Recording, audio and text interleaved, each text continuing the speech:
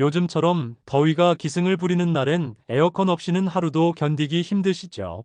특히 연세 있으신 분들일수록 더위가 체력에 미치는 영향이 크기 때문에 자꾸만 에어컨 리모컨에 손이 가는 게 당연한 일입니다.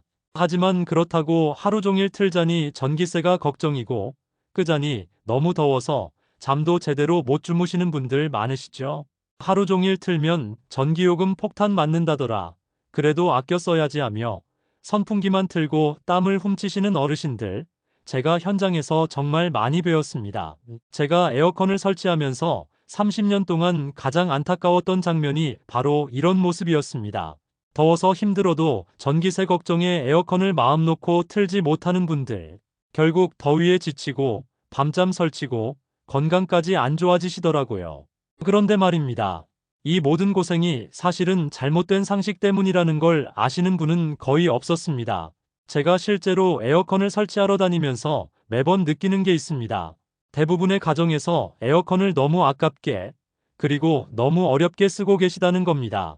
에어컨은 비싸니까 짧게만 틀자.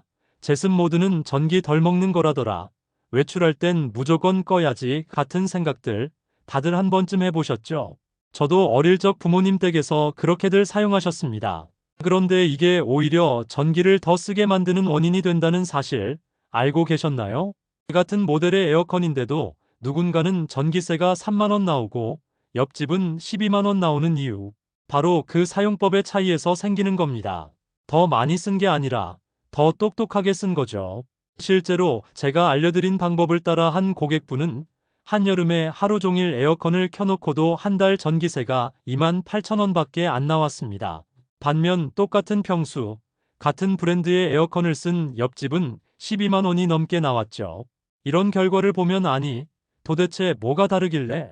하고 궁금하실 겁니다. 여러분, 에어컨은 틀 때가 중요한 게 아니라 어떻게 트느냐가 중요합니다. 설정 온도, 바람 방향, 외출 시 사용법, 그리고 리모컨에 숨어있는 버튼 하나까지 이 모든 것이 전기세를 절반으로 줄이는 핵심이 됩니다. 저는 이 영상을 통해 30년간 현장에서 직접 확인하고 체험한 진짜 에어컨 사용법을 알려드리려고 합니다. 복잡한 기술 용어 말고 시청자분들이 지금 당장 실천할 수 있는 현실적인 팁들만 모았습니다. 지금까지는 에어컨을 켜는 순간부터 매달 5만 원, 10만 원씩 손해를 보고 계셨을지도 모릅니다. 하지만 오늘부터는 달라집니다. 더 이상 전기세 걱정 때문에 더위에 참거나 땀을 흘리며 선풍기만 바라볼 필요 없습니다. 지금부터 알려드릴 내용은 정말 실생활에 바로 써먹을 수 있는 꿀팁들입니다. 어르신, 이거 들으시면 전기세가 반값으로 줄어요라고 자신있게 말씀드릴 수 있는 정보들이니까요. 이 영상이 도움이 되신다면 지금 좋아요 버튼 한번 눌러주시고요. 앞으로도 실생활에 꼭 필요한 정보들 계속 받아보시려면 구독 버튼도 잊지 마세요. 그리고 주변에 아직 이런 정보를 모르고 더위에 지쳐 계신 형제자매, 친구분들께 공유도 꼭 해주세요. 여러분의 한 번의 클릭이 다른 누군가의 여름을 훨씬 더 시원하게 만들어줄 수 있습니다. 혹시 나는 오래된 에어컨이라서 안 될 텐데라고 생각하셨다면 걱정 마세요. 구형 모델에도 적용할 수 있는 방법부터 정부에서 지원해주는 전기세 보조금 제도까지 오늘 하나하나 알려드릴 겁니다. 지금 리모컨을 손에 들고 계신다면 아주 잘 오셨습니다. 이제부터 제가 알려드리는 이 방법만 따라하시면 한여름에도 걱정 없이 시원한 바람을 마음껏 즐기실 수 있습니다. 건강은 지키고 전기세는 줄이고 가족 모두가 시원한 여름을 보낼 수 있도록 지금부터 함께 시작해 보겠습니다. 그렇다면 도대체 어떻게 써야 에어컨을 하루 종일 켜도 전기세가 확 줄어들까요? 가장 먼저 바꿔야 할 건 바로 외출할 때 무조건 에어컨을 끄는 습관입니다. 대부분 이렇게 생각하시죠. 집에 아무도 없는데 틀어놓으면 낭비 아닌가? 마트 잠깐 다녀오는데 굳이 켜둘 필요 있을까? 당연한 상식처럼 들리지만 이것이 바로 전기요금을 올리는 가장 큰 실수 중 하나입니다. 특히 인버터형 에어컨을 사용하신다면 더더욱 그렇습니다. 인버터 에어컨은 켰다 껐다 할 때 전기를 훨씬 더 많이 먹습니다. 처음 전원을 켜는 그 순간 실외기가 최대 출력으로 돌아가며 평소보다 3배에 가까운 전력이 소모됩니다. 왜냐하면 한참 덥게 올라간 실내 온도를 다시 낮춰야 하기 때문이죠. 마치 시동 꺼진 자동차를 정차 상태에서 다시 100km로 가속하는 것과 같다고 보시면 됩니다. 에어컨도 순간적으로 폭발적인 힘을 써야 하니 전기가 확 올라가는 겁니다. 반면 에어컨을 계속 켜두면 어떨까요? 이미 설정된 온도를 유지하기 때문에 실외기가 잠깐씩만 작동합니다. 일정한 속도로 고속도로를 주행하는 자동차처럼 효율적이고 전기 소모가 적죠. 제가 현장에서 직접 경험한 바에 따르면 외출 시간이 90분 이내라면 차라리 에어컨을 켜둔 채로 다녀오시는 것이 전기세 절약에 훨씬 도움이 됩니다. 병원, 미용실, 산책, 시장 정도의 외출이라면 굳이 끌 필요가 없습니다. 물론 출근처럼 몇 시간 이상 집을 비우는 경우라면 그땐 끄는 게 맞겠지만 짧은 외출이라면 과감히 켜두세요. 에어컨도 사람과 똑같습니다. 너무 자주 켜고 끄면 지치고 전기세 폭탄을 맞게 되는 거죠. 제가 관리하는 고객 중 한 분은 이 방법을 꾸준히 실천하면서 한여름에도 월 전기세가 28,000원밖에 나오지 않았습니다.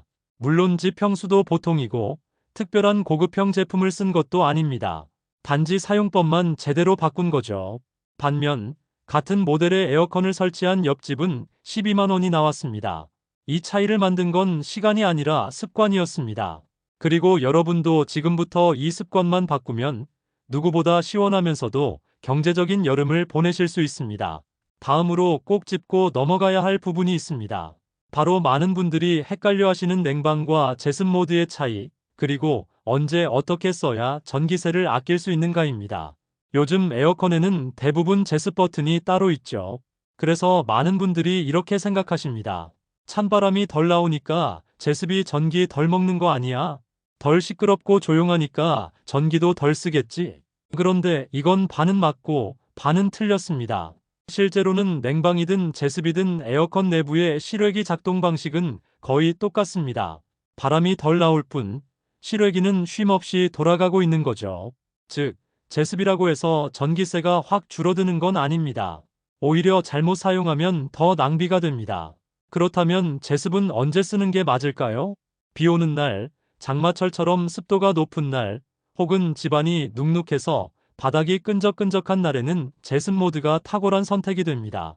실제로 에어컨 개발자들의 실험에서도 같은 온도 설정일 때 냉방보다 제습 모드가 2.7배 더 많은 습기를 제거했다는 결과가 있었습니다. 그러니까 더위를 식힐 땐 냉방, 습기를 날릴 땐 제습, 이렇게 목적에 맞게 구분해서 쓰는 게 가장 좋습니다. 특히 요즘같이 장마가 잦은 시기에는 실내가 무덥기보단 눅눅해서 불쾌한 경우가 많죠. 이런 날은 처음엔 냉방 모드로 시원하게 실내 온도를 낮춘 다음 한두 시간 후에 제습 모드로 전환하면 냉기도 유지되면서 습도도 잡히는 뽀송뽀송한 실내가 완성됩니다.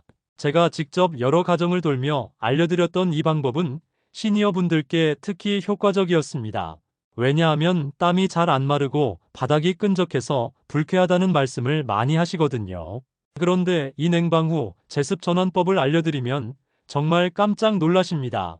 어머, 방이 처음부터 이렇게 쾌적했어야 했네. 요즘 잠이 훨씬 잘 와요라는 반응을 많이 들었습니다. 중요한 건 처음부터 제습 모드만 틀어놓는 건 좋지 않다는 겁니다. 그렇게 하면 시원하지도 않고 전기는 계속 쓰이고 결국 체감도 안 좋고 요금만 올라갑니다. 반드시 냉방으로 실내 온도를 먼저 낮춘 후 제습으로 전환하세요. 이 순서만 잘 지켜도 전기세는 아끼고 실내는 시원하고 불쾌감은 사라집니다. 그리고 이제 정말 중요한 포인트 하나를 더 말씀드릴게요. 여러분, 에어컨은 틀기만 해서는 시원하지 않습니다. 바람 방향을 잘못 설정하면 하루 종일 틀어도 방이 시원하지 않고 전기세는 줄줄 새어나갑니다. 많은 분들이 에어컨 바람을 사람 쪽으로 혹은 바닥 쪽으로 내리시더라고요. 시원한 바람이 발에 닿아야 시원하니까 에어컨은 직접 바람을 맞아야 효과가 있지라는 생각 때문이죠. 하지만 이건 아주 잘못된 사용법입니다. 에어컨은 몸을 직접 식히는 기계가 아니라 실내 공기를 순환시키는 기계입니다. 차가운 공기는 원래 아래로 가라앉고 더운 공기는 위로 뜨는 게 자연의 이치입니다. 그런데 바람을 아래로 향하게 하면 시원한 공기는 바닥에만 머물고 위쪽은 여전히 더운 상태가 되죠. 그러면 에어컨은 아직 안 시원하네 하며 실외기를 계속 돌리게 됩니다. 이러니 전기세는 오르고 방은 시원하지 않은 거예요. 정답은 단순합니다. 바람을 천장 쪽으로 보내세요. 위로 올라간 찬 공기가 천천히 내려오며 방 전체를 시원하게 만들고 실내 온도가 훨씬 빠르게 설정값에 도달하게 됩니다. 이때 실외기도 쉬어가면서 전기세도 줄어드는 구조가 만들어지는 거죠.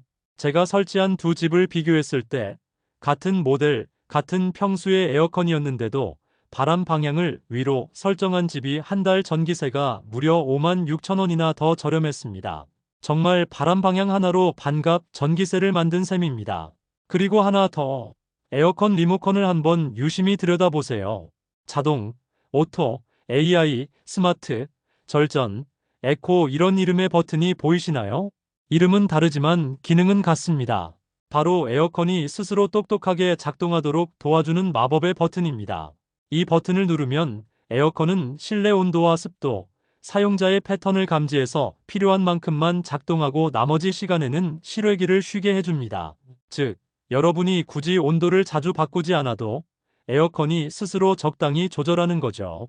일반 모드는 계속 같은 세기로 돌아가서 전기를 많이 먹지만 오토 모드는 똑같이 시원하면서도 에너지를 아껴줍니다. 제가 실험해봤더니 일반 모드로 한 달 돌린 집은 전기세가 9만 3천 원이었고 오토 모드로 설정한 집은 5만 7천 원이 나왔습니다. 버튼 하나 차이로 3만 원 넘게 아낀 거죠. 여러분들 중에 이 버튼은 무슨 뜻인지 몰라서 안 눌렀어요 하시는 경우가 많았습니다. 괜찮습니다. 이제 아셨으니까요. 리모컨에 있는 AI, 자동, 절전 표시가 바로 그것입니다. 혹시 안 보인다면 모드 버튼을 여러 번 눌러보세요. 화면에 관련 문구가 뜰 겁니다. 그리고 중요한 팁이 있는데요. AI 모드를 켰다면 처음 30분은 리모컨을 건드리지 말아야 AI가 올바른 패턴을 학습할 수 있습니다. 이 시간 동안 자꾸 끄고 켜면 에어컨이 오히려 헷갈려서 전기를 더 쓰게 되니까요. 간단하죠? 리모컨만 잘 활용해도 여러분의 전기세는 절반으로 줄어들 수 있습니다.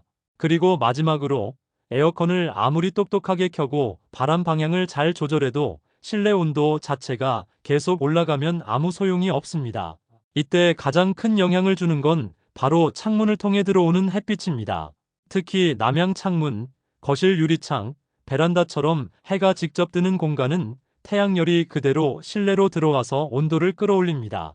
그래서 어떤 분들은 분명히 에어컨을 틀었는데도 왜 방이 시원하지 않을까 고민하시죠.